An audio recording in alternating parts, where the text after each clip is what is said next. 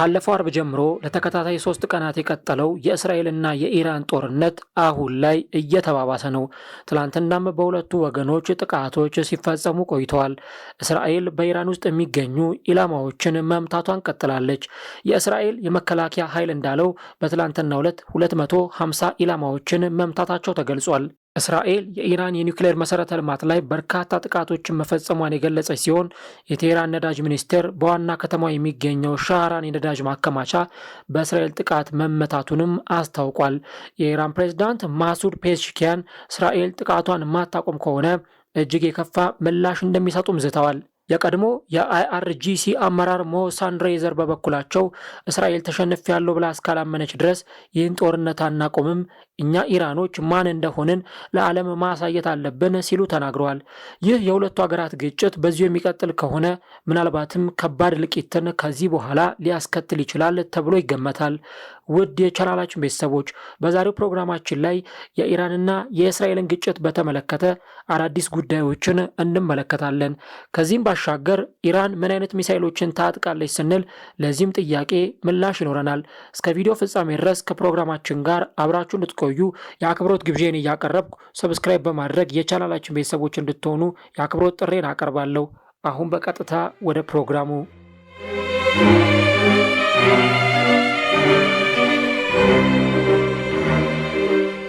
የሁለቱ ሀገራት ከፍተኛ ግብግብ የተሰማው ከጥቂት ቀናት በፊት ነበር። ኢራን ከግብጽ ቀጥላ ለእስራኤል እውቅና በመስጠት ሁለተኛዋ እስላማዊ ሀገር ነች። ነገር ግን ከኢራን እስላማዊ አብዮት በኋላ ይህ ግንኙነት ተበላሽቶ ከ4 አስርት ዓመታት በላይ በጠላትነት እየተያዩ ቆይተዋል። ታዲያ እነዚህ ሁለት ሀገራት ወደ ደመኛ ጠላትነት ሲቀየሩ በጊዜያት ሂደት ውስጥ ነበር። ወትሮም በጠላትነት በአይነ ቁራኛ የሚጠባበቁት ሲበረታም በቀጥታና በተዘዋዋሪ የሚፋለሙት እስራኤልና ኢራን ካለፈው ሐሙስ ሌሊት አንስቶ እስራኤል በከፈተችው ጥቃት ወደ ለየለት ጦርነት ውስጥ በመግባታቸው ዓለም ጭንቀት ውስጥ ገብቷል። እስራኤል በኢራን ዋና ከተማና በተለያዩ የአገሪቱ ክፍሎች ውስጥ በፈጸመችው ከባድ ጥቃት በርካታ የአገሪቱ ከፍተኛ የጦር አዛዦችና የኒውክሌር ሳይንቲስቶች ሲገደሉ የኒውክሌር ተቋማትና ወታደራዊ መሰረተ ልማቶቿ ላይ ጉዳት መድረሱ ተዘግቧል። ይህንን ጥቃት ተከትሎ ኢራን በበኩሏ የአጸፋ እርምጃ በመውሰድ በርካታ የእስራኤል ከተሞችን በሚሳኤሎችና በድሮኖች አጥቅታለች። ከዚህ ዕለት በኋላ የእስራኤል ጥቃት የቀጠለ ሲሆን የኢራንም አጸፋዊ ምላሽ ከባድ ሆኖ እየቀጠለ ይገኛል። እስራኤል ኢራን አውዳሚውን የኒውክሌር የጦር መሳሪያ ለመታጠቅ ከጫፍ ደርሳለች፣ ይህም በህልውናዬ ላይ የተጋረጠ ስጋት ነው ስትል የምትከስ ሲሆን ኢራንን በበኩሏ እስራኤል ሉዓላዊነቷን እየተጋፋች በመሆኗ ራሷን ከመከላከል ወደ ኋላ እንደማትል አሳውቃለች። በዚህም ምክንያት የሁለቱ ሀገራት ድንበር ዘለል መጠቃቃት ወደ አውዳሚው የኒውክሌር ጦርነት እንዳያመራ ዓለም ስጋት ውስጥ ገብቷል። የመንግስታቱ ድርጅትና በርካታ ሀገራት እስራኤልና ኢራን ወደ ተባባሰ ሁኔታ ከመግባት እንዲቆጠቡ ጥሪ ሲያቀርቡ፣ አንዳንድ ሀገራት ከእስራኤል ጎን መቆማቸውን ሲያመለክቱ፣ ሌሎች ደግሞ የእስራኤልን ጥቃት አውግዘዋል። እስራኤልና ኢራን ለዘመናት የዘለቀ ባላንጦች ናቸው። በሁለቱ ሀገራት መካከል የቆየው ከፍተኛ የጠላትነት ስሜት በመካከለኛው ምስራቅ ሰላም እንዲርቅ ዋነኛ ምክንያት ሆኖ ቆይቷል። ቴህራን ከምድረገጽ እንድጠፋ የምትሻትን እስራኤልን ትንሿ ሰይጣን ስትላት፣ አሜሪካንን ደግሞ ትልቋ ሰይጣን በማለት ለሁለቱም ያላትን ተመሳሳይ አመለካከት ስታንጸባርቅ ቆይታለች።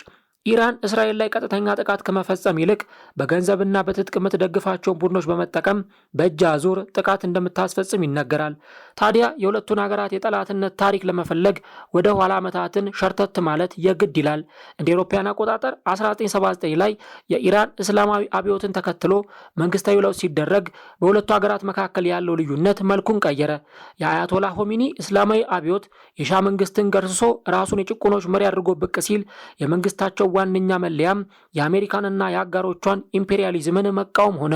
የአያቶላ አስተዳደር ኢራን ከእስራኤል ጋር የነበራትን ግንኙነት አቋረጠ። ለእስራኤል ፓስፖርትም እውቅናም ነስቶ በቴህራን የነበረውን የእስራኤል ኤምባሲን የእስራኤል መንግስትን ሲዋጋ ለነበረው ለፍልስጤም ነጻነት ድርጅት አሳልፎ ሰጠ።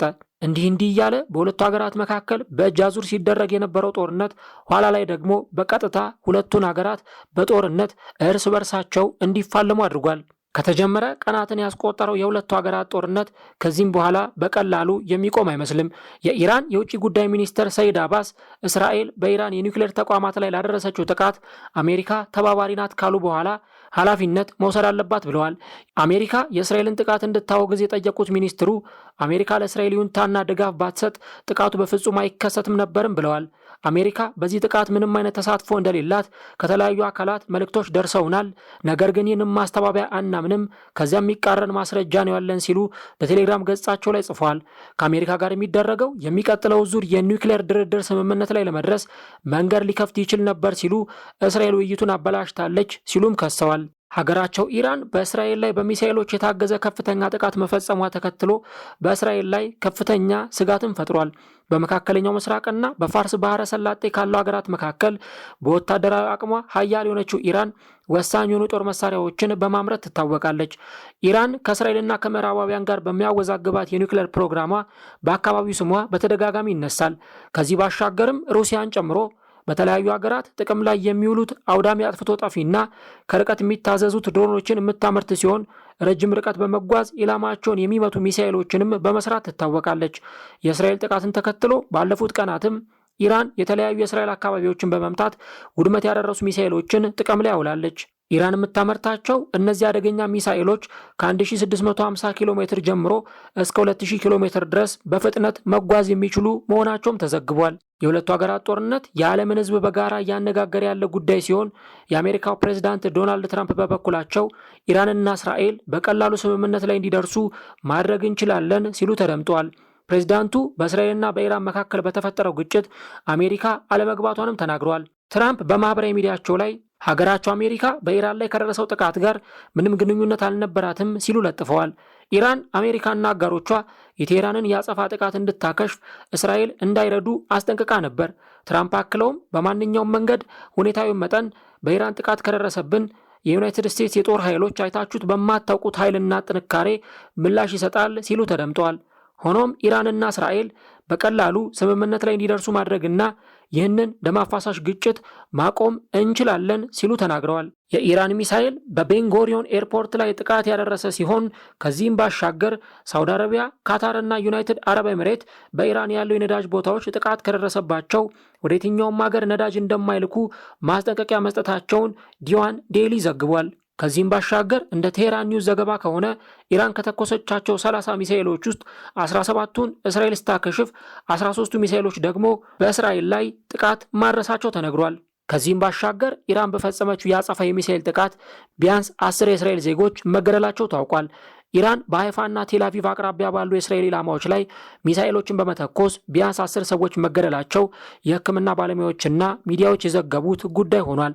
ጥቃቶቹ የተፈጸሙት የእስራኤል ኃይሎች በመላው ኢራን የሲቪልና የኤነርጂ መሰረተ ልማቶችን በቦምብ ከመቱ በኋላ ቴህራን በሚገኘው ሻህራን የነዳጅ ተቋም ላይ የእሳት ቃጠሎ መድረሱን ተከትሎ ነው። የእስራኤሉ ፕሬዝዳንት አይዛክ ሄርዞግ ሀገሪቱ በማዕከላዊና በሰሜናዊ ክልሎቿ ኢራን ባደረሰችው ጥቃት ከምሽት ስንነቃ በጣም አሳዛኝና አስቸጋሪ ጠዋት አሳልፈናል ሲሉ በኤክስ ገጻቸው ላይ ለጥፈዋል። አሁን በሁለቱ ሀገራት መካከል ያለው ጦርነት ወደ ለየለት ደረጃ ተሸጋግሯል። ኢራን እስካሁን ድረስ እስራኤልን መደብደቧን የቀጠለች ሲሆን በእስራኤልም በኩል አጸፋዊ ምላሽ ሊኖር እንደሚችል ይገመታል። ነገር ግን እነዚህ ሁሉ ነገሮች እንዳሉ ሆነው የሁለቱ ሀገራት ጦርነት አሁንም የዓለምን ሕዝብ በከፍተኛ ስጋት ላይ ጥሏል። በቀጣይ ጊዜስ በሁለቱ ሀገራት መካከል ምን ይፈጠር ይሆን? ለዚህ ጊዜ ምላሹን የሚሰጥ ይሆናል። በቀጣይ ቪዲዮ እስከምንገናኝ ድረስ ሰላምና ጤና ለሁላችሁም ተመኘው።